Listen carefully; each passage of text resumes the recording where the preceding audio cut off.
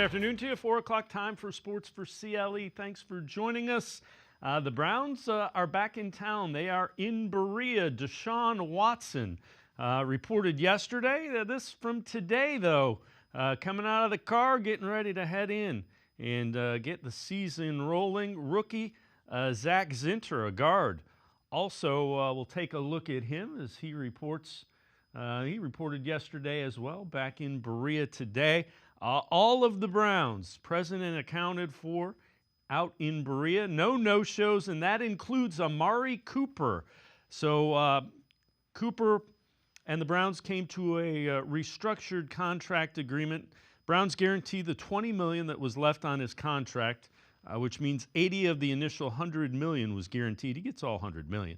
He also has the ability to make $5 million more this year in incentives. So a raise of $5 million with incentives, $20 million guaranteed. Amari Cooper in the fold and ready to go as the Browns will head to the Greenbrier coming up Thursday for the first squad workout. Won't be in pads for a few days. Lance Reisland joins us, and Lance will be at the Greenbrier as well for some of the workouts. Lance from cleveland.com as well as the Plain Dealer. And Lance, was talking to you before the show, and I truly believe this. It's just another example of how well run the organization is now with Andrew Berry as the general manager. There was an impasse. They found a way to get it done. They get Cooper in, and you can think about and talk about football, and you don't have to worry about a guy like Amari Cooper not being happy. Well, the thing I really like, this year is every time you and I are on a show together is that we get to talk football. And for, the first couple of years I was with you, you had to discuss a lot of things off the field. And I was really the only one that ever talked football with you because there's so much drama with their off the field stuff. So obviously they do such a good job of eliminating all that drama. And now we're talking football. Now we're talking about, how Dorsey's going to improve the offense and does the defense get better, et cetera. So I think it's very important that the Browns get these things done. They eliminate any issues going into camp. Now they can practice. And, I'm a practice guy. I believe in practice. I think getting reps, Watson and Cooper getting reps, all these guys together as one, working from day one is very important. I don't think they need any days off in terms of holdouts or hold-ins or whatever you want to call it. Now they're ready to go, full steam, ready to go here for camp. Yeah, and the good organization – drama's going to come up during the year at some point in time. It's just the way it is when you're together for so long. What is it, 26, 36 weeks out of the year? You don't need to manufacture it, and you don't need it from the get-go. Training camp, so everybody reports. There are no holdouts, no hold-ins. Everybody is there. What do you think the storylines, as you're getting ready to go to the Greenbrier, and you'll be there, and we'll hear from you next week, later in the week as well. What are some of the storylines you're paying attention to as training camp gets ready to roll? Well, there's a couple big ones. First of all, I'm looking forward to Deshaun Watson being all football, right? So nothing else involved, all football. I'm interested to see what Dorsey does with this offense. Does he add the pre-snap stuff with the motions and the shifts? So what is Dorsey's involvement with Stefanski, with Watson, now having Cooper back? So now they have Cooper and Njoku and Elijah Moore and Jerry Jeudy and Ford and, will Chubb be back, et cetera. But now I want to see what that involvement is. I also want to see what steps does the defense take to be even better than they were last year. You and I have talked about it. I don't think they had that bad of a game against the Texans. I'll give the Texans credit. They made some plays, but they were elite all year. And how are they going to get better? And I do think they get better. I think they've improved their depth. They've improved at all three levels. So, again, I think it's Watson, of course, but I want to see what Dorsey's involvement is and on this offense. With that offense, you think about Dickerson. How does he take over for Callahan? I'll be watching them at the beginning of practice. And then how elite can that defense get? Well, the other thing is the health. So you got Nick Chubb and you got all those tackles coming back. Conklin, Wills, and Jones. Are they healthy? And again, going out there and doing it, in drills and not in pads is different than are they ready to play football? Well, yeah, no, and I'm really looking forward to the days I'm there. So I won't be there the first couple of days. I'll be there the kind of the second half of it, right? So I get to see that Monday and Tuesday where they should be after a Sunday off. They should be really strapping it up and getting after pads, and that's going to be very important. So if you talk about position groups, obviously I want to see that tackle group. That's the most important. And where does Conklin and Wills fit in? Because I think DeJuan Jones is going to play. I think they're kind of under, his talent last year was undeniable. So I think it really comes down to Jedrick Wills and what his attitude is going into camp, because I think he is the person that is likely not going to be play if he doesn't play up to his capabilities in that position. Then obviously the depth of the D line, who's that third linebacker. So there's some position battles that'll be very, very interesting.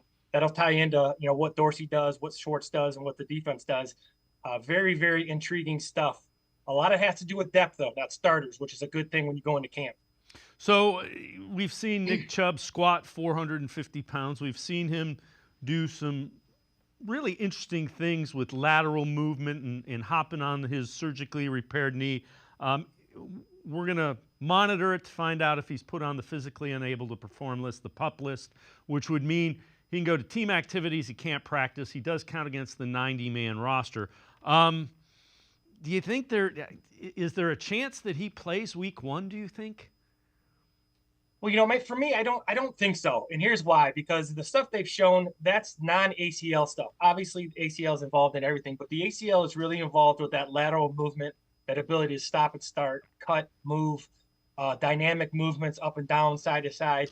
I think that'll take some time more than just the pure strength and the running straight ahead. It's that ability to cut on a dime without knowing it. Unknown movement, right? The ability to make a guy miss, but you don't really know he makes a miss, which Chubb does all the time. If there's one person that could prove everybody wrong, though, it would be Nick Chubb. And the things he's doing after that knee surgery is just amazing. So I would not be shocked. Those first 5 games are very, very important to the Browns because they have such a tough schedule. They got to get out of the gate good. So if he's available, they're going to want him to play. But if he can't, they're going to have to get those guys ready behind him, Ford, Dante Form, those guys, because they got to be really good coming out of the gate in those first 5 games. So the other thing is have you seen Kevin Stefanski change and grow in his time here as a head coach? I think he has. Just your thoughts on what you've seen from the head coach. Well, from a high school coach, here's what I see out of Kevin Stefanski. First of all, I always see him, he's always even-keeled, right? He always has the same temperament. And I know that makes some reporters mad and that makes some of the fans mad, but he always has an even temperament, which is very important. And I've said this to you before. My dad's line of always keeping the boat in the water, and that's the job of the head coach, to make sure that everything is moving forward each week after a win or a loss. But yeah, I've seen him grow because he's delegated responsibility. He brought in a big-time defensive coordinator in Schwartz, not worried about Schwartz, taking over his job, just what's going to make the team better. Then he brings Dorsey in with the idea that Dorsey's going to help him take this offense over the top. He brings in Bubba Ventrone, who is an elite special teams guy. So he's delegating responsibilities to these high-level coordinators at all 3 spots. I think he gives his coaches the ability to coach. I think he gives his players the ability to play. I don't think he gets set into what he does. As a coach, we all know what we know. However, you have to adjust to your personnel a little bit. Sometimes you need to bring people in to help you adjust. And I think he does that. I think he's selfless in terms of he'll do whatever is necessary to get this team over the top. I've said it from day one. I love his demeanor. I love the fact that he doesn't get too high or too low. Football's a very emotional game. And it's a long season for those pros. They play for months and months and months. You got to stay even keel and just come back to work the next day. And he does a great job of that. So, yeah, I think he's a top 5 coach, in my opinion, for those reasons. Yeah, the other guy, he brought in Mike Vrabel. That's a former coach of the year. They brought in as a guy that's just wants him to help him. Another set of eyes that he trusts. And I'm with you. I know we get fans that call and scream at me about him not screaming at his players. You can't do that to guys that are making $200-300 million. They don't respond to that. They think they're adults, and you have to treat them as such. Well, and it's very much what product are you putting out there? So there's no reason for scream and yell. At the NFL level, you're not coaching attitude or effort. Those are things you have to have. They're coaching how to get better at the position groups, and I think he does a great job of, when you go out to practice each and every day, they are organized, they are structured, they know what they're doing. Those guys, every player on that team, on that roster, has an opportunity to make plays every day. They play the first, the seconds, the thirds. They film everything. Everything is done at a very high level, very elite level. There is no reason to scream and yell. You can have position coaches like that. Like I think Jacques Césaire, the new D-line coach, is an emotional guy. Dickerson's a young guy. Bubba Ventrone gets after it. But as the head coach, you can't be like that. As head coach, you got to keep the boat in the water. You got to let those guys do their thing. knowing that they're going to come back and you're the one who rights the ship. You're the one who's in charge. You will keep everybody where they need to be so you can get work done. Because the idea is you got to get reps in. You got to rep this stuff and get better at it each day. Well, and the other thing is it's not his personality to yell and scream, and that isn't really what NFL coaches do anymore. They do not scream at their players. It's just not. It's not the way it's done. Let me ask you this: who do you think the guys on? Give me a guy or two on offense, a guy or two on defense. If you think they step up, the Browns could potentially win the AFC North, which I think we both agree is the best division in football. Well, I think offensively, even though it's he's always on the list. It's got to be Deshaun Watson. He's got to play at that level where he's with Lamar Jackson and Burrow. Obviously, the Pittsburgh's got a little bit of a transition, but I think Fields is going to be very good too. So he's got to be in that conversation with Burrow and Lamar Jackson, because the other 52 guys on this roster are as good or better than the Ravens or the Cincinnati. So he's got to be able to step up his game, because the NFL is a quarterback-driven league. The other guy, I think, with Amari Cooper signing, it's got to be Jerry Jeudy or it's got to be Elijah Moore. One of those two guys has to step up and be the true number two. You know what you're going to get out of Njoku. You know what you're going to get out of the run game with that offensive line. Chubb will be back, but I think with Foreman and Ford, they have a solid backfield. It's what are they going to get out of that true number two receiver? And whoever that number two receiver is then makes that number three receiver even better, because they're competing for the number two spot. So for me on offense, it's Watson and trying to find that true number two guy. On defense, big guy for me is Juan Thornhill. Went back, I did an article on Juan Thornhill this week and went back and watched him with his time in Kansas City. Juan Thornhill is an elite free safety who can play both spots in the Jim Schwartz defense, and he's got to be really, really good this year. That calf injury he had last year really hurt his ability to drive on the football, cover space, tackle, things like that. So I think he comes back 100% healthy. That's key. He's my number one. And then JOK. Obviously, JOK doesn't seem like a stretch, but I think JOK has now got to get himself in the discussion as the top linebacker in the NFL. If you have that defensive line, Hicks, who's solid, then you talk about a guy who can be top 2 or 3 linebackers in the league. With the secondary the way it is, that's how the defense gets better. So those are my 4 guys, with Jeudy and Moore being one of those 2 guys that got to step up. Those 4 guys do that. I think the Browns become very tough to beat. So take a look at this. This is interesting as well. So veterans reported today from training camp. Browns are planning on signing offensive tackle Chim Okafor to the 90-man roster per a source. Just finished up the UFL season with the Michigan Panthers. Spent some time in the Eagles' rookie minicamp last year. And I know you told me you started digging around and looking at him. What are the Browns like with Okafor? Well, it's kind of what they like with, kind of another version of DeJuan Jones. He's massive. So he's 6'6", he's 320. He's a kid who he's out of an NAIA school, Benedictine in Kansas. He's a guy who has tremendous athletic ability. Like I said, he's big, he's long, he's really, really, he plays long as well. Now, some of his weaknesses, obviously, being a former basketball player is what they like, right? But being a former basketball player, he plays too high at times. When you watch his film for Michigan, he doesn't move people off the line of scrimmage, which you don't necessarily have to at the tackle in the Browns offense. That relies on the guards in the center. But he's got great pass. He can really pass protect, and I think he'll only get better in the NFL. Being on an NFL roster and learning from those NFL guys and DeJuan Jones, who can teach him how to use his length, et cetera, et cetera. So I see what they see. They see that guy who has a pretty high ceiling with his athletic ability and that potential that has not been tapped yet. And, his inability to drive block might not be something they need right away. They just need a guy who can pass protect and a guy who they can teach. And I think he's a great guy for a practice squad, and a guy who potentially, like they've done with other guys, potentially could be a really good player down the line because of his ceiling. What he has, you can't teach. That size, length, athletic ability, you can't teach those things. The things he's missing, you can teach. So I think that's what the Browns and Barry and his staff see. Lance Reisland from the Plain Dealer, cleveland.com, and I'm going to step aside, take a quick time out. We'll head to the voicemail of Truth and Reason when we return on Sports4CLE. Stay with us. Cash, moolah, greenbacks, toes, Skrilla, chips, bread and mold, cheddar, butter, loot and scratch.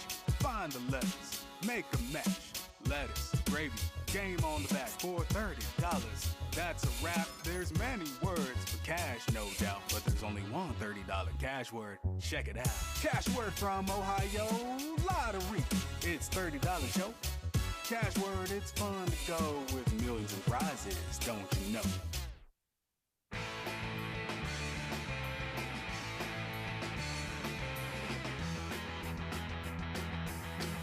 We continue talking Browns with Lance Reisland from the Plain Dealer, cleveland.com. Let's head to the voicemail of Truth and Reason. Hi, this is Rico. I saw something interesting about which teams are best set up for success for the next 3 seasons. The list had the Lions, Eagles, Ravens, Chiefs, and Bills. I would insert at least 2 more teams in that, and I would put the Browns and Texans. Do you think the Browns are set up for success for the next 3 seasons? Thanks. As always, appreciate all of the voicemail. So he's referring to the future power rankings. ESPN, the Chiefs 1, Ravens 2, Bills 3. 49ers were 7th. Their overall score was 88.5, and the Browns were 11th. 83.8 is their score. When you look at it, they break it down. Overall roster was 84, which was 12th in the NFL. Quarterback, 71.3, which was 26th. Then the coaching was 91.7, that's 6th. Front office, 85.7, which is 7th. 100 is the max grade out of all of those.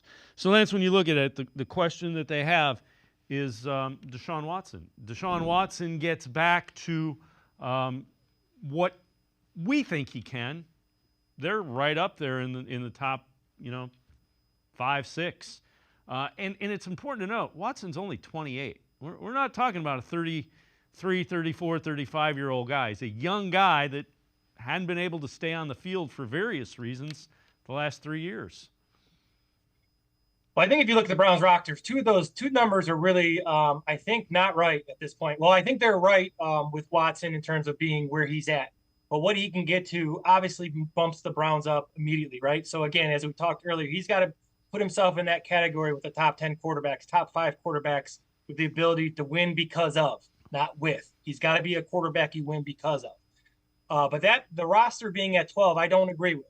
If you look at this roster with Cooper coming back, and if Chubb can get back, but even if Chubb doesn't get back early on, if you look at their offensive line, if you look at their depth at quarterback, their incredible depth on the defensive line, their linebacker, adding Hicks, adding Bush, and JOK being where he's at, McLeod coming back in the secondary with Thornhill getting back, I don't think this roster, I think this is the top 5 roster, in my opinion, from after the quarterback through everybody else. They are pretty loaded at every other position with guys who can play at a high level, or guys who are at least in the conversation of playing at a high level. So I think both the quarterback position should go way up, obviously, but I don't think that roster going into training camp is at 12. I think that's a top 5 roster, with the assumption that, obviously if you look at Deshaun Watson, what the quarterback position does it makes the line better, it makes the receivers better, it makes the running backs better.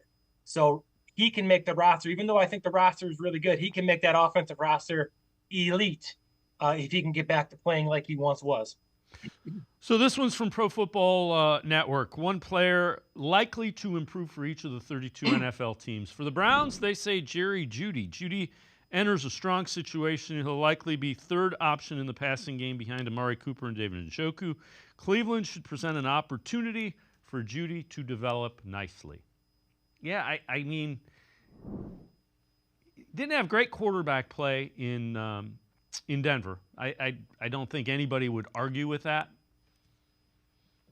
Well, when I go back to I look at what you breaking him down come out of Alabama. He's a guy who's really good at all 3 levels. Said this before. He can release for zone and man. He's great at the catch point. He's really good run after catch. For some reason, he hasn't reached that potential, whatever it is, situations he's in, some of the things he's brought upon himself off the field, not having good quarterback play, as you say. There's a number of reasons. But again, there's certain things he can do that you cannot teach. And even at the NFL level, he's a high level. He has number 1 receiver skills at all 3 of those things I talked about.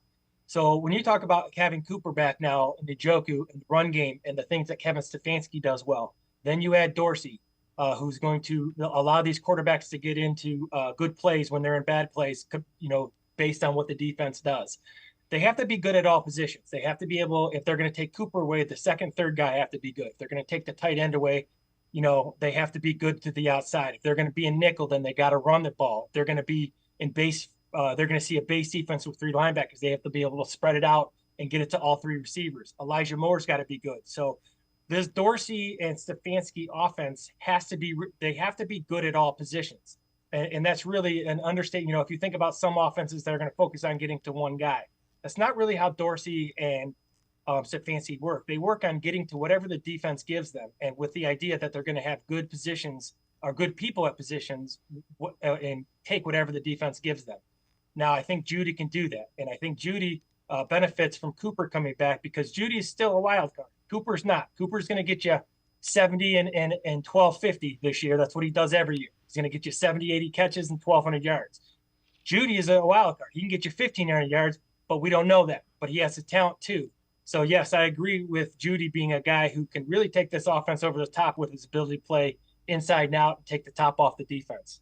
So, in your opinion, where do the Browns match up quality of roster relative to the rest of their division, which I've already said I think is the best in the NFL. So you got the Bengals, you got the Ravens, you got Steelers, Browns. How do they stack up? Well, right now they're you would have to say, because it's a quarterback-driven league, they're in third. And that's now you take the quarterback position out and you take 2 through 53, I think the Browns are number 1. I think the Browns defensive line gives them the ability to trade if they need to. There's going to be some guys on the defensive line who aren't going to make the team who are really good players. They're 12, 13 deep there. So I don't know what they're going to do there, but they have some equity there. But in terms of the quarterback play, once again, it's a quarterback-driven league. It comes down to Deshaun Watson being able to play with Burrow and Jackson, because Burrow and Jackson make them 1 and 2 right now because, Deshaun hasn't done it yet, but he has that ability. So if he plays even in the same breath, now compared to 2020, I don't think he has to play. Everybody said he needs to get back to 2020. I don't think he does. He does not have the roster that he had in 2020 with the Texans. He's got a really good, deep roster. He has to do what we talked about last week. He has to make the plays when they're presented to him on third down, in the third quarter, game-winning drives, etc. Making those big plays that quarterbacks need to make. It doesn't come down to numbers. It's making the big plays in big games. So if he can do that, their roster stacks up as good as any. Until he does that, they're probably third behind both the Bengals and the Ravens. Lance Reisland from the Plain Dealer, cleveland.com, and I are going to step aside, take a quick timeout. Other side of the break, we'll check in with the Moving the Sticks podcast, what they see with the Browns in 2024. Sports4CLE, we'll be right back. Stay with us. Come back to go forward. Back to learning new things. Back to pursuing your dreams. Tri-C has flexible learning options to fit your life. And every year, more than 1,000 local companies provide Tri-C students with real-world learning. The right education can boost your lifetime earning power by hundreds of thousands of dollars. Start now with a college education you can afford. Tri-C, where futures begin.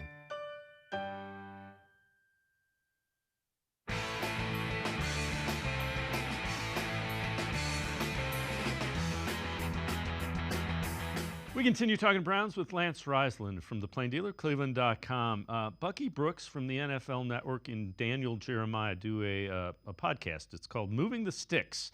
Bucky Brooks on what he sees in the 2024 Browns when he refers to blue players. Those are core foundational pieces of the organization. This team has a lot of possibles in terms of the Blues because, look, let's talk about the elephant in the room, Deshaun Watson. Deshaun Watson was expected to be a blue player when the Cleveland Browns traded for him. He has not played to that level. There has to be an expectation in the building that he's going to play at that level, regardless of the injury in the shoulder. Because if he plays at a blue level, then that helps David Njoku play at a blue level. It helps Amari Cooper go to a blue level. It changes everything. And if they lighten the box, that means Nick Chubb comes back and he becomes a blue. So a lot of what we talk about when it comes to the Browns hinges on Deshaun Watson. If he plays well, this team has the potential to be one of the teams that we talk about as a heavyweight contender in the AFC. If he doesn't, this team can be a pretender. A lot of it and more pressure than anybody in the National Football League falls on Deshaun Watson. He has to play at the level of expectation. When they got him from the Houston Texans, he was supposed to tilt the game in their favor. He has not done that, so it's on him to get it done. Now, Lance, a lot of that is because, he's been injured, but it's fair. It's a fair assessment. Well, I tell you what, I couldn't agree more. It's what we just talked about, right? So he makes everybody better, right? He makes Cooper a number one receiver. He brings up Jeudy. He makes the offensive line better by getting rid of the ball on time, getting him in the right run plays, right pass protections. If they go light in the box, you can run the ball with that good offensive line in those backs. They go regular personnel. He's got to be able to stretch them. Again, though, what's funny is that not only does I like the idea of tilting it, but he doesn't even need to play at the 2020 level to tilt this with this defense. This is a next level defense that's only going to get better. They've improved their depth. So he just got to be able to make those tilt level plays when they're asked him. He does not need to carry the offense, in my opinion, but he's got to be the focal point on every offensive quarterback from high school, college, to pro. The quarterback kind of determines how good you're going to be and how good everybody else around you is going to be. And that offensive line gets better when it's lighter boxes, and those receivers get better if the quarterback has more time to throw the ball. So, but that all hinges on quarterback play. Mm-hmm. And so I agree with the blue dot scenario. Deshaun Watson plays at a high level. All these guys become potential blue dot guys because they can get the football and do what they can do. Now, when they get the ball, they're very talented. So, yeah, I completely agree with that. The pressure, I don't know if there's pressure on how he takes that pressure. The Browns being a heavyweight contender definitely comes down to the play of Deshaun Watson. Yeah, and you know what? Nobody knows that more than Deshaun Watson, and nobody expects more of Deshaun Watson than Deshaun Watson. This is CBSSports.com. Players who need a strong training camp. They go Jedrick Wills Jr. Assuming Wills returns from injury in time for training camp, there will likely be some physical limitations. Former first-round pick entering the final year of his rookie contract. The first without esteemed offensive line coach Bill Callahan. Andy Dickerson comes over from Seattle, where he has gotten young offensive tackles Abe Lucas and Charles Cross to speed quickly. Perhaps a change of voice will benefit Wills. I agree with that. I think Bill Callahan is probably one of the best offensive line coaches, perhaps of all time in the NFL. And sometimes guys need a different voice. Yeah, absolutely. Sometimes you need a different voice. I think this really comes down, as we stated earlier. I think this is make or break for Jed Wills in terms of his ability to consistently do it on a daily basis, right? Because his highs are really highs, but some of his lows are lows in terms of pass protection and his his body language on the field and even on the practice field. But I will say this, and I will always say this about Jed Wills. Jed Wills is a first-round pick for a reason. He's got elite ability. He's got elite short area quickness. He's got great length. He can pass set. He can run block. He can do all the things you need to do to be a 10-year tackle at the left spot, protecting quarterback. But I think now with DeJuan Jones getting to where he is, and if Conklin's healthy, you're getting out of a Conklin. And Conklin, to me, is the perfect right tackle. He's tough. He's hard-nosed. He kind of matches the characteristics of those interior guys, so he's really good in the run game. Pass protection-wise, he's good at facing the second best pass rusher. He's a talented guy, long. So really, this comes down to Jedrick Wills playing to his potential. And I think Jed Wills is the guy who now finally has some pressure on him to play to that potential. And you're right, maybe a new voice will get him playing to that potential. He's played to that potential. He's just got to consistently do it on a day-in, day-out basis, play-in, play-out basis to keep DeJuan Jones off the field. Because they have three starting tackles, and none of them want to be backups. So it'll be interesting. And I think it's Jed Wills is the guy who is under the microscope going into camp. All right, Deshaun Watson on the Dogs podcast about what the Browns' offense will look like this season. Yeah, most definitely. I think I'm super excited. I think everyone is super excited. I think it's going to get a little feel of a little bit of, Kevin Stefanski and that NFL style, and then you're going to get a little Dorsey and that college style. And I think it's going to be a good mix of the skill set and the players that we have. And, it's going to be very, very exciting. And I know that those guys want to be very explosive and want to score a lot of points and don't hold anything back, until the game is officially over. So when you hear it's going to be a college-type offense, does that mean shotgun, spread, kind of see the field?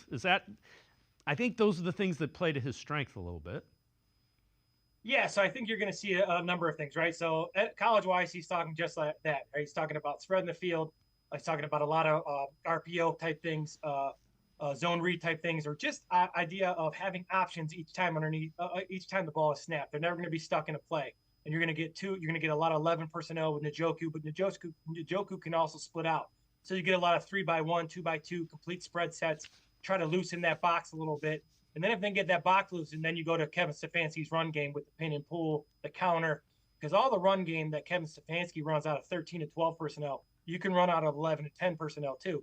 It's just different blocking rules for receivers and things like that. But you actually make it easier on the offensive line because now they only have to block a 5 or 6 man box because there's an RPO tagged with it, and that 6th guy in the box will now be taken by a pass.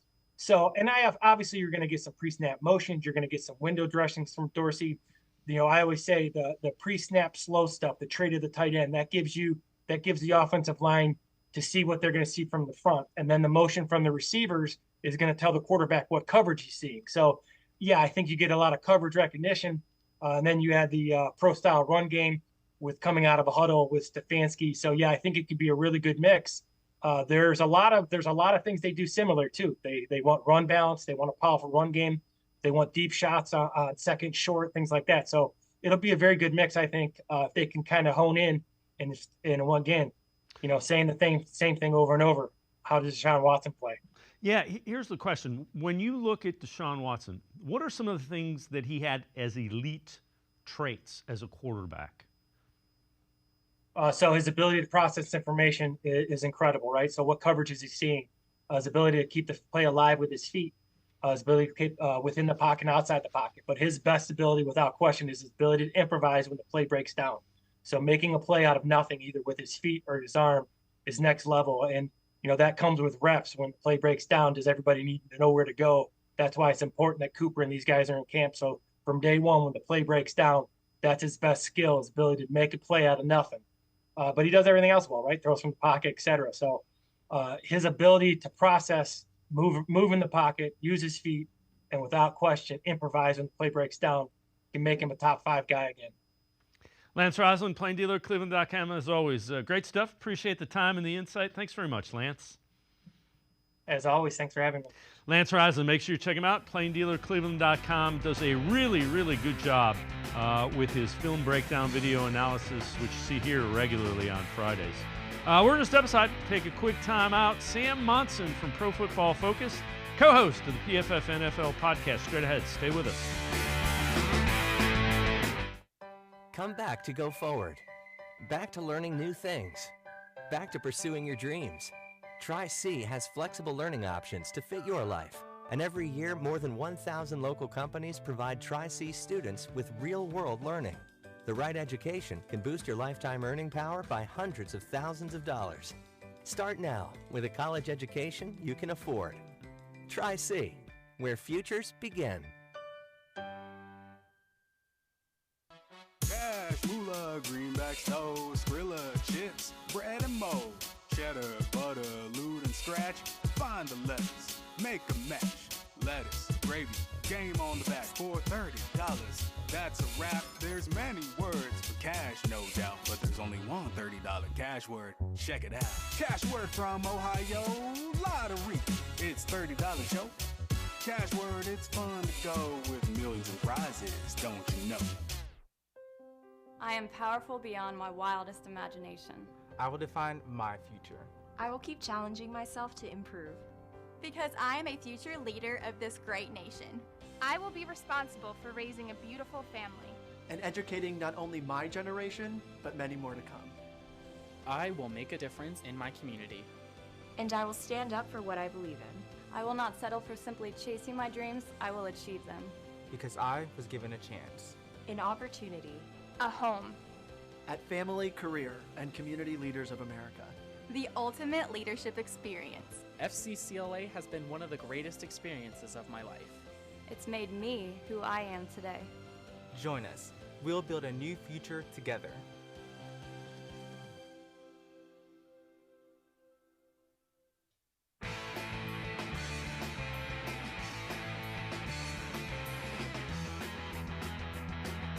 We continue talking Browns on Sports for CLE. As we told you a little bit earlier, Browns and Amari Cooper have agreed to a restructured contract. Just the 1 year, they guarantee the $20 million. They add an additional $5 million. According to multiple sources, those $5 million are in incentives. Cooper earned his 5th Pro Bowl selection last year after career high 1,250 yards. 5 touchdowns. Let's welcome in Sam Monson, Pro Football Focus, co-host of the PFF NFL podcast. Sam, when you look at this, it's not a ridiculous amount of money given what has happened to the NFL wide receiver market. You know, you got the $35 million at the top with Jefferson. Cooper's been productive. They avoid a holdout. It's a pretty palatable thing for. I would think it's a pretty good job by the Browns front office to get that done and get him in and not have the drama. Yeah, I think it's a deal that makes everybody happy here. It guarantees, Cooper's money. That's probably the biggest thing for him. There's a few extra million in there in terms of incentives if he has a really good year. And then for Cleveland, they get to, get one of their most important players in the building. And they're not tied to him long term. And as much as they might not love the idea of paying him $25-30 million a season, it's different when it's only one season versus when it's a long-term contract. So I think it will be, they'll sort of revisit this down the line. Do we want to keep Amari Cooper on a big money contract going forward? But for right now, I think it makes a ton of sense from both sides to get him in the building, to get things cooking, and to let the team focus on the season. How important is that you don't have that constant distraction of asking, how's the Amari Cooper contract going? I know the front office, the Deshaun Watson trade is the Deshaun Watson trade. But when you look at what they've done as a whole, I mean, it was a mess when Andrew Berry took over, and it hasn't been since. Yeah, I mean, I don't think the distraction is a huge thing, but we've been talking all offseason. The single most important thing, and really the only important thing for the Cleveland Browns this offseason, is fixing Deshaun Watson, getting him back to a reasonable level of play. And anything that jeopardizes that, I think, is something that the Browns don't want any part of. So obviously, any kind of upset with his number one wide receiver is something that absolutely jeopardizes the potential of Deshaun Watson to get back to playing his best football. So from that perspective, I think it's the only real solution for the Browns. Forget the distraction, forget, what it means for Amari Cooper. You need Deshaun Watson's number one receiver in camp, and let's get this thing moving from day one. You can't afford to mess with that, I think. So PFF ranked top 50 players for the 2024 season, and I think you wrote the article. You had Patrick Mahomes 1, Myles Garrett 2, Trent Williams 3. For Garrett, best player on one of the best defenses in football, earning a 94 PFF grade over the course of the regular season, totaling career high 89 pressures, 522 pass rush snaps. When you look at Myles Garrett, what do you see? I mean, and you guys break it down play by play. What do you see when you look at Myles Garrett? Well, I think the funny thing is that Myles Garrett has been playing at an incredible level for a number of years now, and the Browns finally had a defense around him. They finally had the talent around him that let him show that on a much more consistent basis. And I don't know that there's that much difference between the last couple of years of Myles Garrett and the Defensive Player of the Year version that we got last year, except other people around him allowed him to make more plays because everybody was part of that defense, as opposed to just Myles Garrett. And if he didn't make it happen single-handedly, it probably wasn't going to happen. So we did see an uptick in Garrett's pass rush win rate. It was a crazy figure, almost 30%, which is nuts for a defensive end or an edge rush, or anything above 20%. It's a crazy high rate. But I really do think that the biggest difference in his play was everybody else around him finally sort of giving him the platform to show just how good he's been over the last few years. So we have a couple of frequent voicemailers who call into our show and will argue that he is the most double or triple teamed guy in the NFL. Can you, again, you watch tape, how often is he double and triple teamed? Yeah, I mean, not strictly true. He's not the most double team player in the NFL, but he is given an awful lot of extra attention. And that is true for most of the top tier edge rushers. They are double teamed to varying degrees and depending on exactly who you believe in terms of there's different methodologies for collecting that, whether it's ESPN, whether it's PFF, there's different numbers out there. You're going to get slightly different results.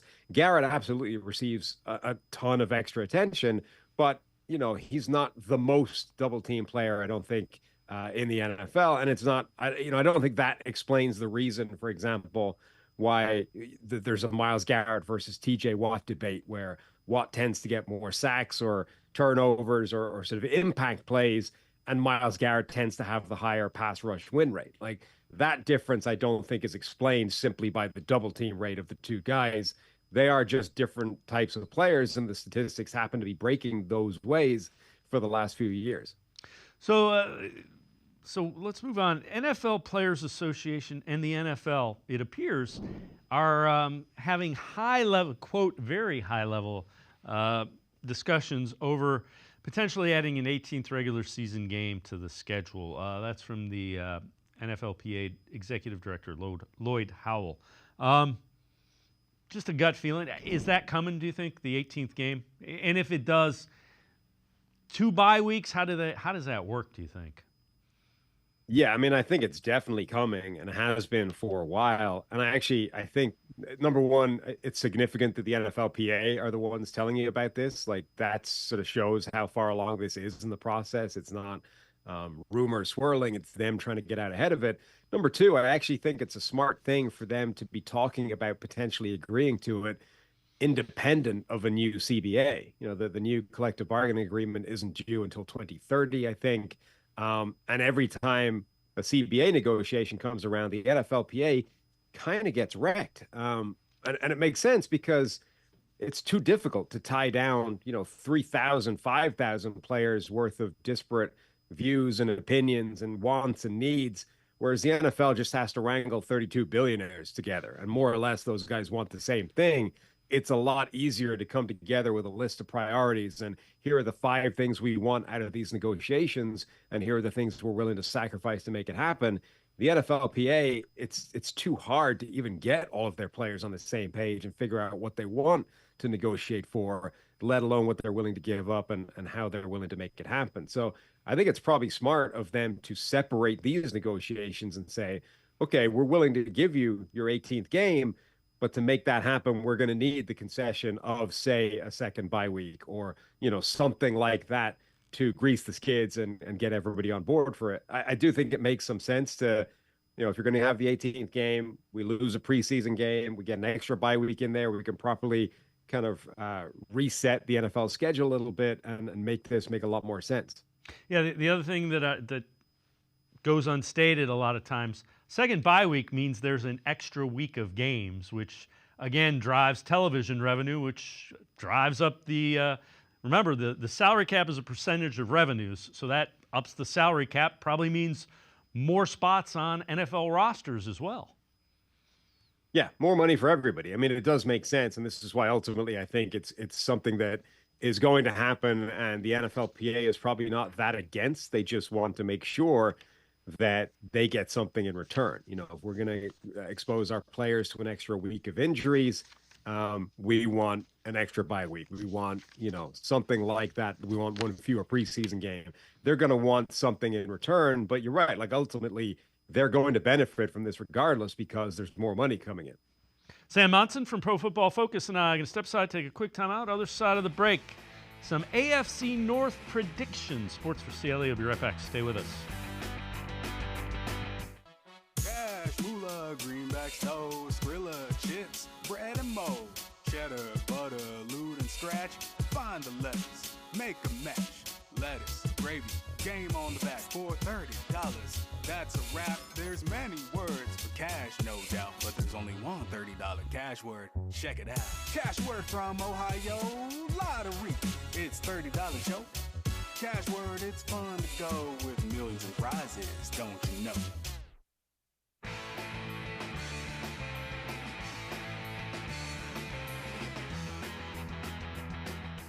We continue talking Browns with Sam Monson from Pro Football Focus, co-host of the PFF NFL podcast. Colin Cowherd from The Herd with Colin Cowherd, his AFC North predictions for 2024. AFC North, it's the best division in football, so it's inches, not feet. Listen, the Ravens, top 5 offense, top 5 defense, and the best special teams coach in the league. I have them winning the division. Zach Taylor and Joe Burrow have proven when Joe's healthy, they win. What do you want me to say? Last year with Jake Browning, they had a winning record. With Jake Browning, Burrow's back in, they're a playoff team. Steelers, they can't figure out their O-line or their offensive coordinator. I love their roster, frankly. I worry in an offensive league about getting it right on that side of the ball. Love the coach in Cleveland. Total question mark on Deshaun Watson. Weird personality, weird injuries. I'll just put him fourth for now. So when you look at that, if you're going to say Deshaun Watson makes the Browns fourth, Justin Fields, and I think Fields can be good, but Fields and Russell Wilson, I got some questions there. The other thing is, let me ask you this. Ravens defense was great last year. How much do they miss Mike McDonald?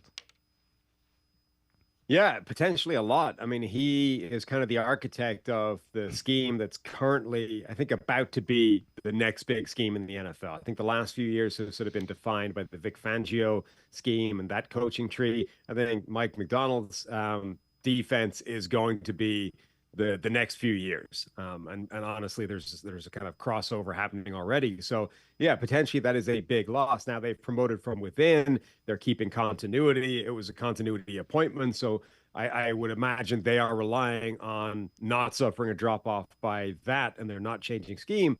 But yeah, it's potentially a blow. I think Colin was right up front when he said, look, this is the toughest division of football, and we are talking about inches. We're splitting hairs with these 4 teams. I think you're right. Pittsburgh's quarterback situation makes them probably my least favorite of the 4 teams. It could work out. Maybe Russell Wilson is rejuvenated in this Arthur Smith offense. Maybe Russ is a disaster and Justin Fields actually works well in this offense. Either way, I think it's too much of a question mark. And while you could make the same argument with the Browns and Deshaun Watson, they have a better roster. I mean, this is the thing with Cleveland. They might have the best roster in the NFL, and Deshaun Watson is the question mark. And that means that if you get even average play out of Deshaun Watson, the Browns are a legitimate contender and could easily win that division. Yeah, and again, I can't argue with somebody that wants to say, the Browns are going to finish fourth, because I'm with you. I think the difference is that, and they're going to beat the NFL specifically backloaded all those games for the AFC North late in the year to make it that much more interesting.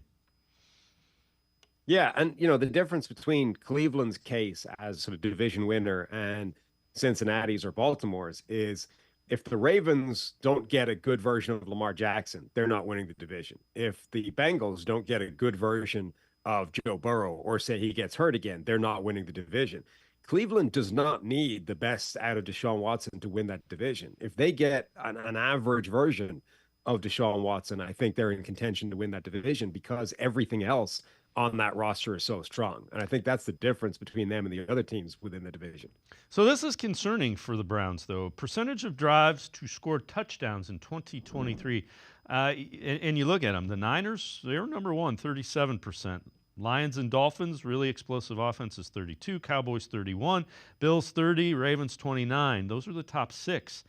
Browns were tied for 24th at 18%. And below them are, there's the Steelers, but other than that, non-playoff teams below them. And again, some of that is a function of having to start 4 quarterbacks, and you started Jeff Driscoll in the 5th. That will affect your touchdown ratio. Yeah, absolutely. I mean, it's a huge function of not having a stable quarterback situation. Full stop. I mean, obviously, they went through a cycle of them last year because of Deshaun Watson's injury, but Deshaun Watson has also been a part of that. And that's why this entire offseason this year has really been about the focus of let's get him back on track. And again, that doesn't necessarily mean we need to get him playing at an all-pro level, but he needs to be an average quarterback. We need to get him doing the things that he's comfortable doing. We need to tailor this offense to be the best version it can be with Deshaun Watson as the quarterback. So the acquisitions, guys like Jeudy are a part of that, but also working on the scheme and working on the system and trying to tailor it as much as possible to Watson, all with the idea of improving that number and getting that towards the top of the league rather than in the middle of the pack. So this one's from the Bleacher Report, every team's biggest reason for optimism heading into training camp. And for the Browns, added talent on offense. With Jeudy and Amari Cooper, Browns now have legitimate 1-2 pairing on the perimeter. Cooper consistently faced double teams bracket coverage throughout his Cleveland tenure. The addition of Jeudy opposite side will force teams to account for both sides of the formation. Again, Sam, you watch tape. What do you see with Jeudy? That's a guy coming out of Alabama. I thought he was a stud. Is it kind of relative to some of the guys that were taken after him that he's kind of being pushed back on? Is it quarterback play, or is he just not played the way a lot of people thought he would? I think it's all of that put together. I mean, obviously Jerry Jeudy and CeeDee Lamb was effectively the debate for a lot of people. Henry Ruggs was in there as well, but really the debate was Lamb versus Jerry Jeudy. And obviously, compared with CeeDee Lamb in the NFL, he looks terrible. I mean, it's not even a discussion at this point. So that's definitely part of the reason his career doesn't look great. His quarterback situation has been bad. There's no way of dressing that up, that it's been a positive. He certainly hasn't been helped out by the quarterback situation since he's got there. But he also just hasn't looked like the same player. And that is a real part of his game. His separation, his route running is still extremely good, but he's offered virtually nothing at the catch point. And even the route running chops haven't been as dominant as you would have expected, given just how good he was at college, in a good conference, in the SEC. His drop rate hasn't been spectacular either. He has been a disappointment, even adjusting for the quarterback and the sort of the light that he's seen in because of how good a guy like CeeDee Lamb is. So I think all of Jerry Jeudy's career so far has been a letdown, but I still think the things that he's good at, that route running ability, the capacity to separate, getting to open spaces, it still is extremely high level. He's still a fantastic athlete. And even if he's going to be limited at the catch point as an NFL player, you still should be getting an awful lot more out of him than we've seen so far in the NFL. So I still think that there is a lot of reason for optimism for him going forward. Sam Monson from Pro Football Focus and I are going to step aside, take one more time out. Other side of the break. Key factors to the Browns' 2024 offense. Sports4CLE, I'll be right back. Stay with us. The Ohio Lottery Partners in Education program is dedicated to recognizing exceptional students, teachers, and schools throughout Ohio. Scan the QR code on screen to nominate students and teachers as Academic All-Stars and Teachers of the Month. They must be currently enrolled or teach in grades K through 12. Is your K through 12 school developing students' literacy skills to achieve success in reading? If so, you can nominate your school for the School of the Year. Students can win $100, teachers can win $500, and schools can win $2,500.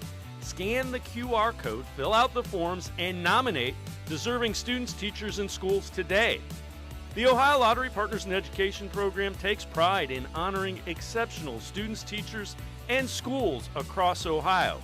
Submit your nomination today. It's fun, fast, and free.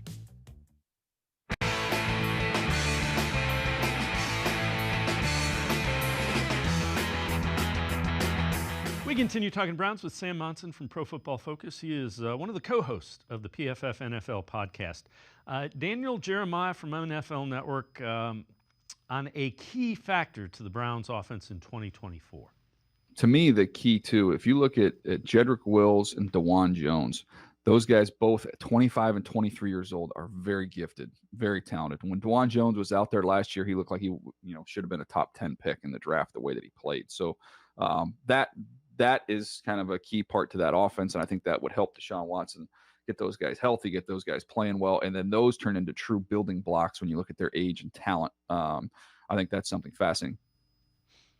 Sam, when you look at it, you've got your tackles coming off injury, Conklin, Jones, and Wills.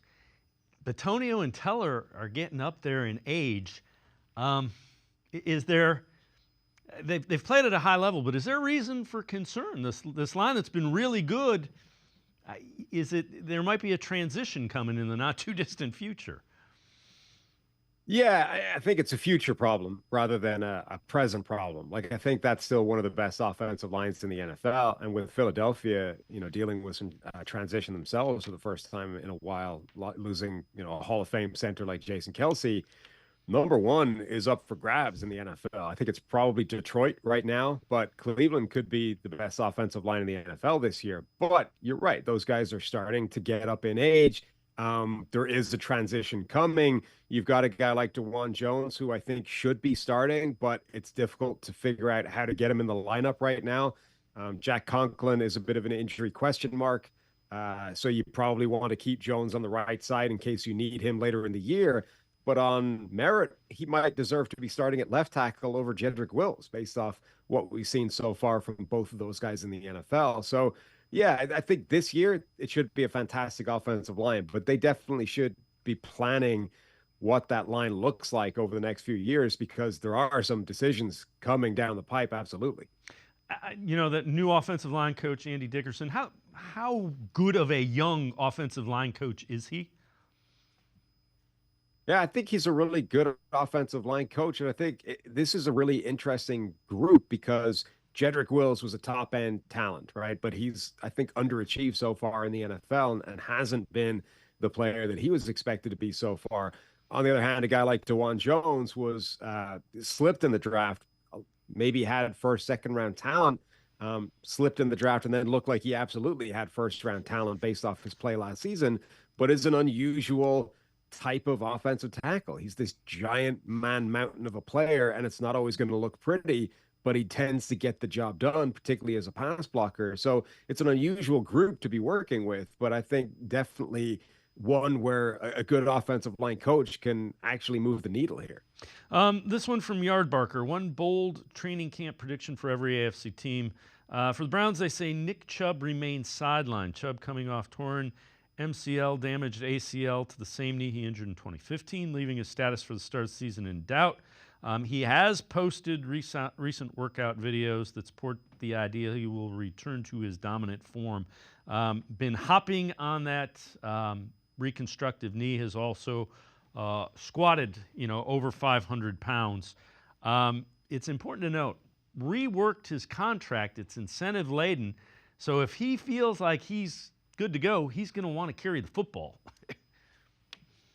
Yeah, absolutely. But I agree with the idea that, there's no sense risking him in training camp and preseason. Give him as much time as you can give him to get right. As much as it looks crazy that he's busy squatting 500 plus pounds with the elephant bar or the I forget what it's called, the bendy bar that he's using, not just the regular squat bar. It looks insane to be doing that on a reconstructed knee so soon. But Nick Chubb is a ridiculous athlete, always has been. But that was such a devastating knee injury, and he was such a good player before it, that you want to give him all the time it's possible to give him to get him as close to 100% as you can by the time you're putting him back out there in live football situations again. Yeah, and especially with the way they finish the season, if you're going to get to where you want to go, you really probably need Nick Chubb ready to go down the stretch when you play all those AFC North games. Before I let you go, pre-training camp NFL power rankings, this one from The Athletic. They go Chiefs 1, 49ers 2, Lions 3, Texans 4, Ravens 5, and they have the Browns 6th ahead of the Cowboys and Packers. 2 seasons in Cleveland, Watson has a passer rating 81.7, 1.6 TD to interception ratio, has been off target 15.8% of the time. Last year's Browns still won 11 games. If Watson and Nick Chubb can return to form this year, Cleveland will be a contender. If Watson and Chubb return to form, 6 might be a little low. Yeah, and those are 2 pretty significant ifs. Yes, they are. That's the problem we're dealing with here. We're talking about the biggest if they have is the most important position in football, and we haven't really seen the signs yet that that's going to go well. And then the other one is exactly what we just talked about, a devastating knee injury to one of their best players. So I agree. I mean, if both those things go their way, the Browns are a top 5 team in the NFL this year and absolutely a live Super Bowl contender. But those are two pretty huge ifs. Yeah, I without question, I would agree with you. Sam, as always, I appreciate the time. Thanks so much for the time and the insight. Anytime. Thanks for having me. Sam Monson, make sure you check him out, Pro Football Focus. He is the co-host of the PFF NFL show. Always really good and insightful coverage of the Browns and the entire NFL. It's going to do it for this edition of Sports for CLE. Tomorrow at 4, a special edition of Sports for CLE from the Mid-American Conference Football Media Days. We will have breaking updates if anything happens relative to the Guardians or the Browns with Jeremiah Owusu-Koramoah's contract. But otherwise, enjoy MAC Media Days on Sports for CLE. Have a great night, everybody. See you tomorrow at 4 on Sports for CLE.